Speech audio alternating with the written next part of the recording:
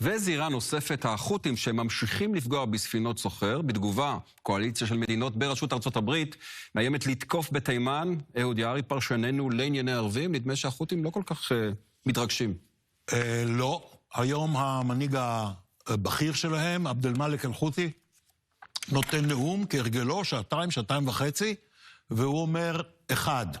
הוא מנסה להרגיע את כל שאר המדינות למעט ישראל. הוא אומר, אנחנו לא נתקוף ספינות, אלא אם הם בבעלות מלאה או חלקית של גורם ישראלי, והם מכוונות את פניהן אל נמל ישראלי. כל היתר, הוא אומר, יכולים לשוט בבטחה. דבר שני, הוא מאיים על האמריקאים. הוא אומר לאמריקאים, אם אתם תתקפו את תימן, אנחנו נפגע בספינות שלכם.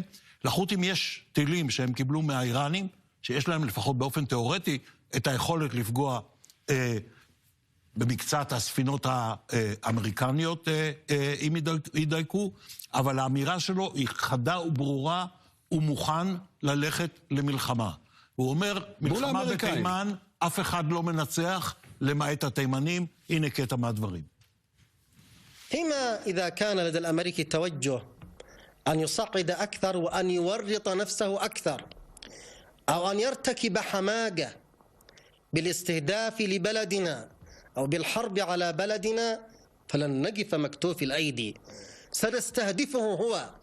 سنجعل البارجات الأمريكية والمصالح الأمريكية وكذلك الحركة الملاحية الأمريكية هدفا لصواريخنا وطائراتنا المسيرة وعملياتنا العسكرية. הוא אמר עוד, משהו מעניין רק בשביל הקורטוב של מלח, הוא אמר, תזכרו, מה שאנחנו שולחים, הכטב"מים, עולה לנו $2,000. הטילים שהאמריקנים מיירטים עולים $2 מיליון כל אחד.